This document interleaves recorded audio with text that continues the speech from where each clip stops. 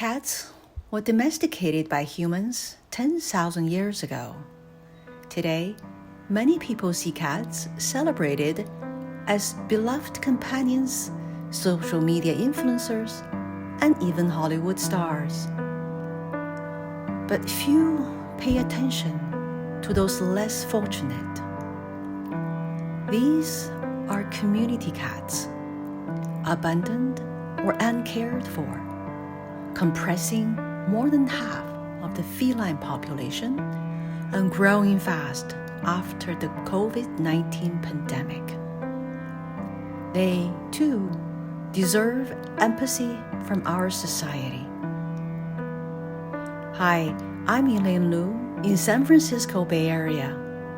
Please join me to meet some inspirational people who are dedicated to the well-being of cats. We'll visit a catio home, chat with volunteers running rescue operations, join a TNR workshop, and share hugs with lovely cats in a charming adoption lounge. Stay tuned if you shared compassion for improving the lives of animals and humanity alike.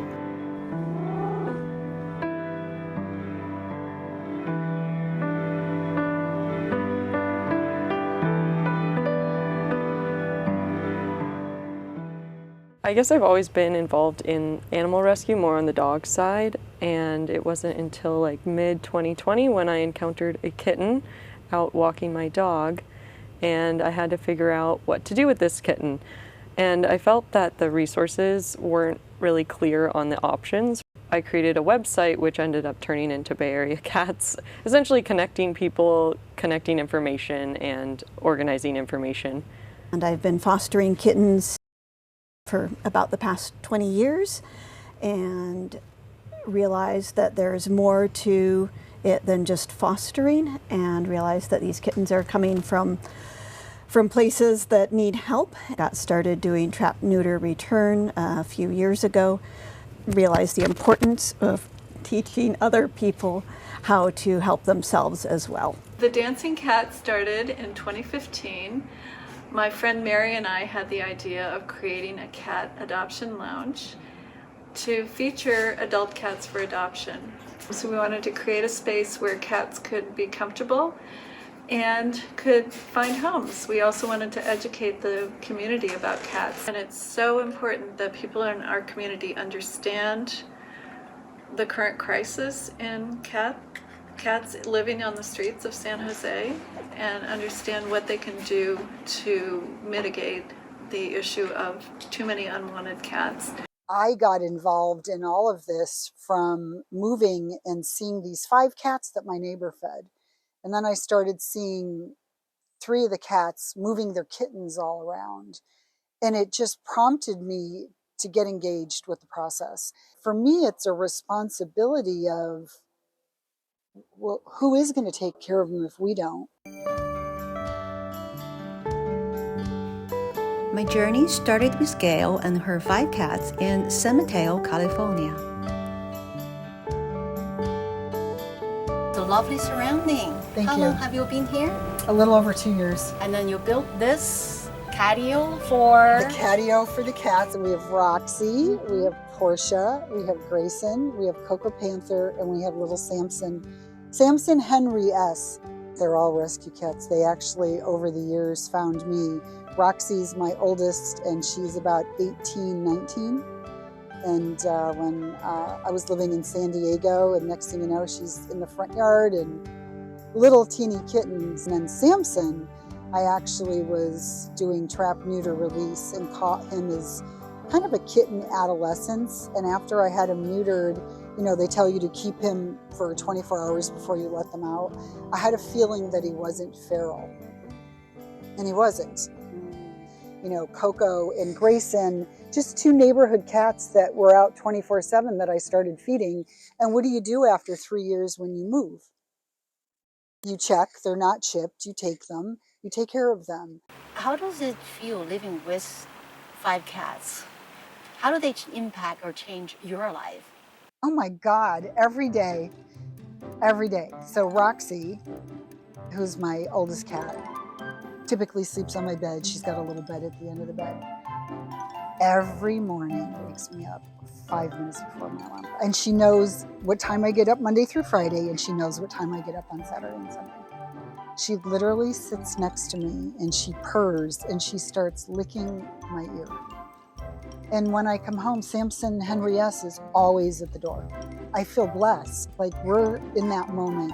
Did I ever imagine that I'd end up with 5 cats?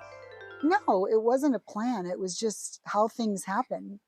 But they affect me every day. Somewhere along the line, cats used to be indoor pets and they were let outdoors. That's why there's so many outdoor cats. That's why it's part of the problem.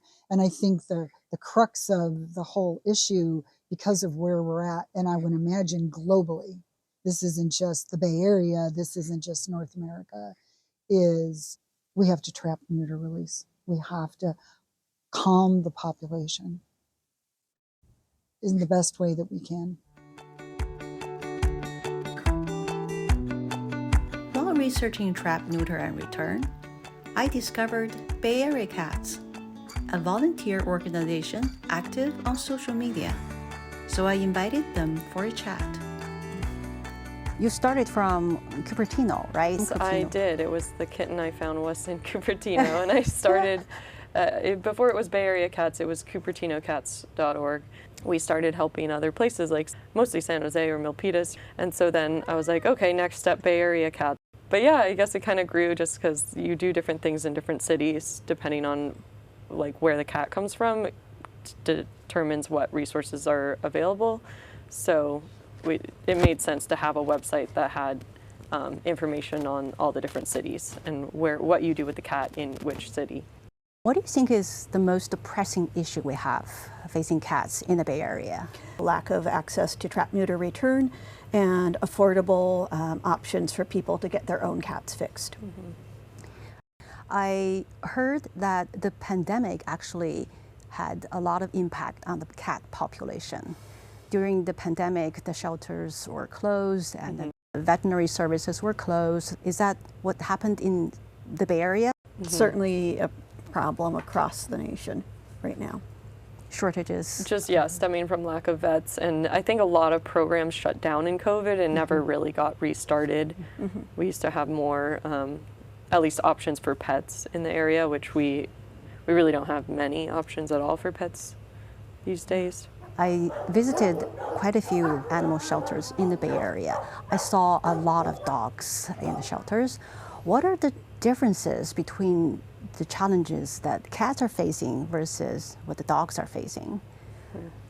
I think the difference mainly is that we don't think it's okay to let dogs run on the street, whereas it's kind of the opposite for cats. Like from the shelter's perspective, the cat is surviving on the street, and so they're required to take all the dogs in, but not necessarily deal with the cats.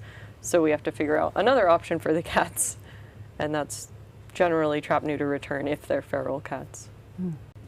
Can you describe some of the key steps? Overall is trapping the cat, taking it into a clinic to be spayed or neutered, and then returning it back into the neighborhood or environment where it was trapped. We don't want to be relocating them, and we don't want to necessarily take all these feral cats for adoption, because we want to do what the cat wants, and some of these cats don't want to be inside, and also respect the resources we have available. And if we take in every cat, then we're not able to help those other 100 cats that are breeding. Respecting what the cats want and the limited resources, the volunteers engaged the community in action. We don't just go out there, set a trap in the middle of the street and are like, let's get this cat I just saw. It's more of like a planned effort. So we kind of scout the neighborhood, hand out flyers, figure out who's taking care of the cats, working with them, getting the cats used to eating in the traps, setting up the appointments, and then actually trapping them once it's all our ducks are in a row. And like everything in the Silicon Valley, Cat Rescue embraces technology innovation.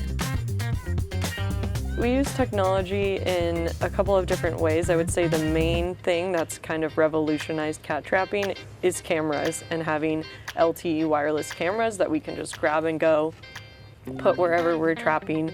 We have the person who's feeding's yard, monitoring the number of cats, then we know how many appointments to get, we know how many already have ear tips, and we also use remote control traps, and that way we can use a remote control trap combined with the camera, and we can see is the cat we want. It also include our Facebook group. Like, we didn't have a group to connect people, to give them the resources years ago, and now it's like, you have questions, just ask it in the group. Someone's probably in your neighborhood who can lend you traps, who can show you what to do. Like, I find that people can do things themselves with the trapping and stuff. It's just overwhelming. And so when you break it down into like, first do trap training, get your appointment, then trap the cat, when you set it up in a streamlined way, following our process, like trapping the cat isn't difficult at all. It's just you need to get an appointment and you need to trap it on a certain day. Do you partner with other organizations? We mainly work with Humane Society Silicon Valley for like getting appointments. I think in rescue, a lot of us just communicate on the daily, you know, for support and like questions, or helping each other out with different colonies or situations. With Dancing Cat, by teaching them like the TNR workshops at their facility. We also do some workshops. We've done them at San Jose Shelter and at Humane Society.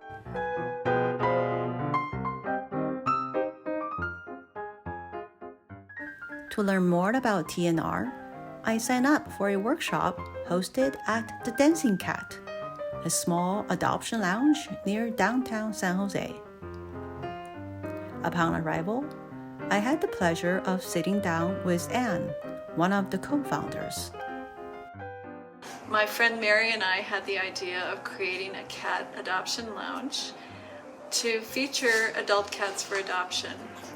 So we found this location and we decided to do a pop-up adoption center for 6 weeks. We would come, we would feature adult cats for adoption. Kittens are easy to find homes for because they're cute, they're cuddly, they're adorable. We all love kittens. Adult cats take a little longer to find homes. We also wanted to educate the community about cats in this space. So we created a pop-up. We opened in May of 2015, and 9 years later, we're still here. The beat goes on. The beat goes on. Drums keep pounding a rhythm to the brain. Part of our mission is to rescue cats from the San Jose Animal Care Center here in San Jose. The San Jose Animal Care Center is one of the largest shelters in Northern California, and we rescue cats from them. We are a shelter partner. Our adoption philosophy is to make a good match. We do our best to understand what the adopters are looking for. Adopters would fill out an application and then they'd have a conversation with our adoption counselors. So we talk to the potential adopters, ask them what their lifestyle is like, what their cat experience is, what kind of temperament they're looking for in a cat. Are they looking for a very chill, low-key, low-energy cat who's just going to sit on the couch? Or are they looking for a very high-energy cat who loves to play and if they have time to play with them? Adopters can meet cats here in our cat adoption lounge, or there may be cats or even kittens that they would want to meet in their foster homes. We have cats and kittens in foster homes, and adopters can meet them there as well. The 9 years that we've been here, we've adopted out over 1,450 cats and kittens.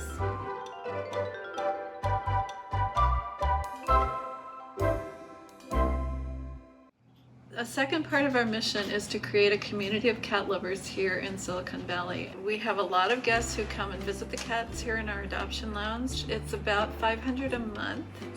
Every month we have regular visits. People can come in for an hour and it's very casual to spend time with cats. We also have a number of public events, and they're very creative events. They range from purr yoga to embroidery event. We have meditation events. We have watercolor. We offer a lot of very fun events to a small group of people at a time because we're a small lounge. part of creating that community is educating about cats.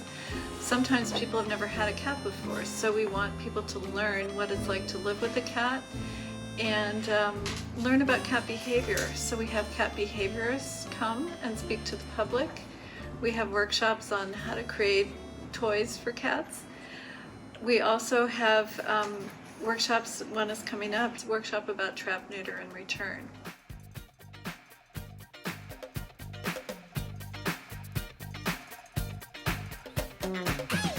We participated in the workshop with 20 people and a dozen very smart cats. We have 3 objectives.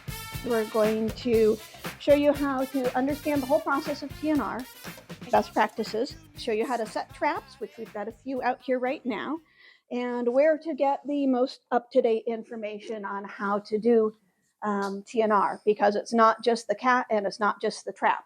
There's a whole separate part of the appointments and things like that, which has gotten very complicated. So, and that information and those resources are constantly changing. We want to make sure that you not only know what the current state is, but where to find up-to-date information as well as get ongoing support. So the goal is to do a quick turnaround, trap, fix, release. And so basically appointments are really hard to come by right now, and that is one of the issues that we have. How do we make sure to get the cat for this very rare, difficult to get appointment? Do trap training, but you tie it open and you start feeding the cat out of the trap. And this way, when you actually have the appointment, the cat is already familiar with going in, it will go right in. You're not gonna be there for 4 hours waiting for the cat. It's very important because it is so hard to get appointments here. Here's a perfect demo of trap training.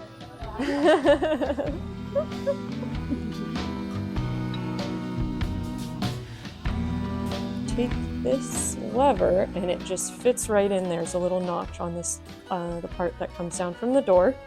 And then again, it's set. Cat walks in. And unlike trap training, you don't zip tie or anything like that. You let everybody else go in and eat, then covered with a towel, you zip tied, and so now you've got this cat. Stop and think, ignore that first instinct that says, oh, I have to give it some, that's the first thing everybody does. Going along with feeding, like, you're not just committing to fixing the cats you're feeding now, you're committing to feeding the ones that are coming in. And there will always be more new cats. We're always educating the public every opportunity we get. It's not just the workshops, it's, whenever we're talking to people, when we see cats, when we're asked questions. So everything's an opportunity for education, and we just try to do as much as we can whenever we can. We do a lot of, like educating people on Nextdoor who post like, oh, I found this cat, what do I do? And everyone's like, feed it. And we're like, fix it. You also need to get it spayed and neutered. You can't just feed it. And personally, when I'm trapping in neighborhoods, like if I'm trapping at one house, I'm going to hand out flyers to like 30 or 40 or 50 different houses in the area, just because it's never an isolated spot that has cats. It's always multiple houses in the neighborhood. So, and the cats move between. They have multiple food sources. The areas that I have trapped thoroughly in these past 3 years have not been seeing influx of new cats or kittens, and it's been pretty successful. So it is working. It is working. It is working. How do I know if the cat is fixed? So for feral cats, they have ear tips. It's like on the left ear mostly. It can be also the right ear, but it's just a straight across little cut. From far away, you can see that it's asymmetrical. How do I know if that cat doesn't have babies waiting for her before I trap it? Yeah, so I mean, the whole process of TNR is very fast. They're going to tell you at the appointment if it's lactating, and then it goes back out within 24 hours. So when we have a nursing cat, we put an AirTag breakaway collar on the cat, and then we find the kittens. And that means we can rescue them when they're young enough. If we wait for them to come to the food source, they're going to likely be on the older or too old side of socialization. So we tend to go out and find them before they start leaving the nest, and that's Also a little safer for them because that's like their safe zone. But once they start wandering, like there's other diseases, there's other predators. All the more reason to trap if you think you have babies, but obviously do it in a smart way. Don't be holding this cat that has kittens. But you can usually tell they're pretty skinny and they have a saggy belly, the nursing. I think another difficult part of rescue is just like, I call it the free kitten trade. Like, it's very easy to give away free kittens that are unfixed, but the kittens that are given away unfixed are the ones that tend to be the next generation of breeding cats. To the individual person giving away the kittens, it's not a problem. They're so easy to give away, but then if we look at the big picture, those are like that one cat that had 5 kittens, and then those 5 kittens have kittens. We have 30 cats in a year, where it could have been stopped by just fixing the one cat before all the kittens were born.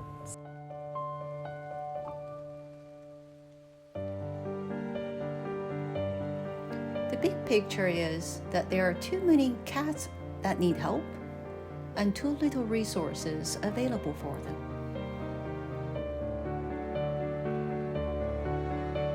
What would you encourage other people to do? Get involved. And you know, there's just so many stages to get involved, like donate, do trap, neuter, release. You can be a foster. You can be a bottle baby foster. And if you see a situation where there's a group of cats outside, do something. That's what I would advise, or that's what I would hope the best for people. Where did you get your funding from? We are open to funding. There are people who do donate and appreciate the work that we do, particularly if we're coming into a neighborhood. We've had neighborhoods take up collections and donate to the organization. But honestly, a lot of us and most of us are doing it out of our own pockets. How you get funded? We're a 501c3 nonprofit cat rescue. Most of our funding comes from donations. We also ask for an admission fee of $15 an hour for our guests. And we get corporate matching, which is a very important part of our funding. We have 3 large fundraisers every year. One is during our anniversary around May. We have another fundraiser around Giving Tuesday, which is the Tuesday after Thanksgiving, and an end of the year fundraiser.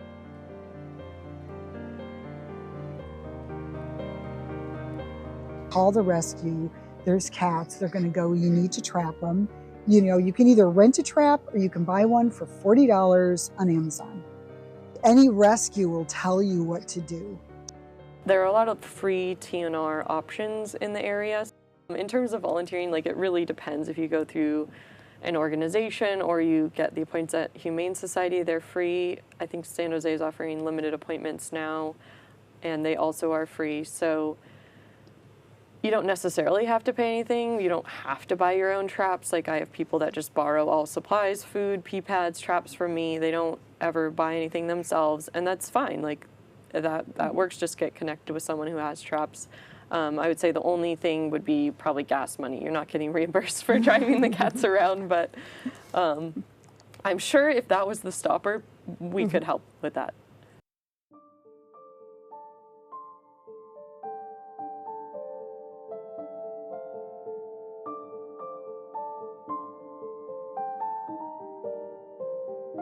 What does it take to be a good cat parent?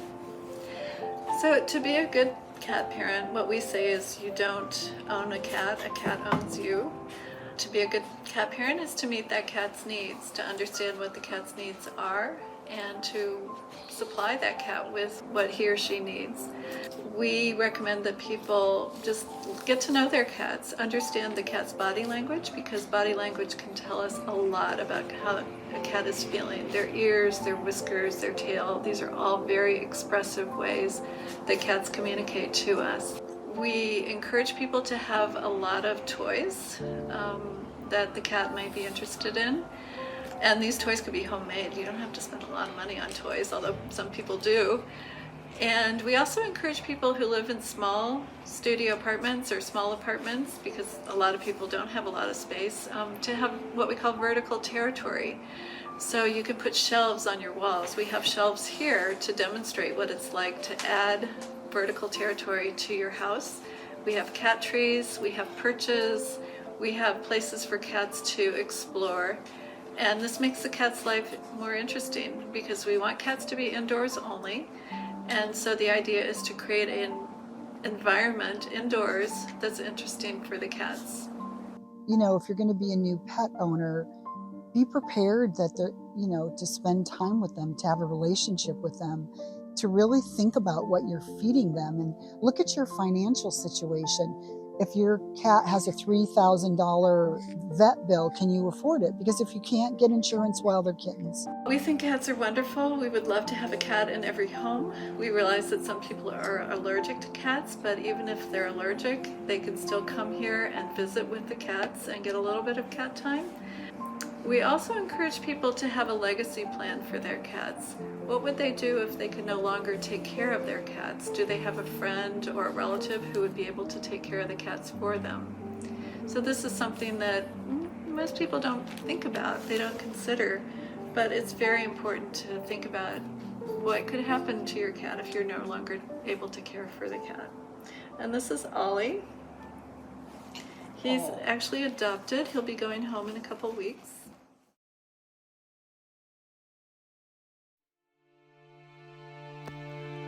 Living alongside the animals on Earth, it is our responsibility to care for them. My journey continues as tales of compassion transcend borders. People around the world help animals in their communities, even in disasters and during wartime.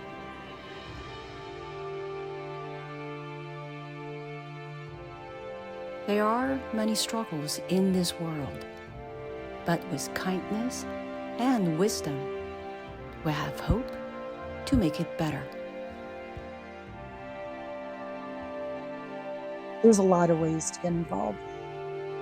If you see something, do something, whatever stage of the game it is. So I would say that if this is something that people want to help make a difference with, even if they don't have the time to volunteer, they can certainly reach out to their local city council members and let them know how important this is and that it's something that is a quality of life question, and let them know that they want the city to continue to support and or expand trap, neuter, return programs, as well as access to low-cost spay and neuter. If they would like more information, they can visit our website at bayareacats.org. Love to have anybody come to one of our workshops, or if there are any questions that they have, to reach out to us at info@bayareacats.org.